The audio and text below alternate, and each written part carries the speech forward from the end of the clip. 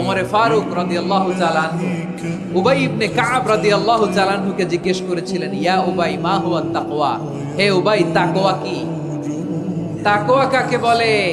উবাই ইবনে কাব তিনি প্রশ্নের উত্তর না দিয়ে উনিও আবার প্রশ্ন ছুড়লেন। তিনি বললেন, ইয়া আমিরাল মুমিনিন, আমা সালাকতা তরিকান যা শাউক, আপনি কি কাঁটাযুক্ত রাস্তা দিয়ে মরুভূমিতে কখনো হেঁটেছেন?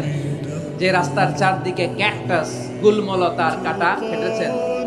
উমরে ফারুক বললেন, নাম হেঁটেছি, বালা হেঁটেছি।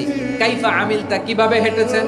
উমরে ফারুক বললেন, শাম্মারতু ওয়াজতাহাদতু, আমি আমার জামা, জুব্বা আর চাদর আঁটো-শাটো করে গায়ের সাথে এমন ভাবে মিলিয়ে রেখেছি, এমন সাবধানে হেঁটেছি যাতে করে মরুভূমির ক্যাকটাসের গুলমলতার কাঁটা আমার গায়ে বিঁধে না যায়। উবাই ইবনে কাব বলেন, ফাযালিকা হুয়া তাকওয়া, আরে তাহলে আপনি তো ঠিকই জানেন তাকওয়া মানে কি, এটাই তো তাকওয়া। ওই রাস্তা দিয়ে যেভাবে হেঁটেছেন পুরো দুনিয়ার জিন্দেগিটা এইভাবে সাবধানে চলার নামই হচ্ছে তাকওয়া। চিল্লায় বলো ঠিক কিনা? এই দুনিয়াতে পাপ পঙ্কিলতা থাকবে, শয়তানির হাতছানি থাকবে, অপরাধ প্রবণতা থাকবে, নফসের খায়েশ থাকবে, অন্যায়ের হাতছানি থাকবে। সব কিছুকে দোলে মুচড়ে পেছনে ফেলে সাবধান হয়ে এই দুনিয়ার সিরাতুল মুস্তাকিমের পথে চলতে হবে। যেই রাস্তা শুরু হয়েছে দুনিয়াতে, শেষ হয়ে গিয়েছে আল্লাহর জান্নাতের ভেতরে। চিল্লায় বলেন ঠিক কিনা? আমার প্রিয় চাঁপাইনবাবগঞ্জের ভাইয়েরা, এটার নামই তাকওয়া।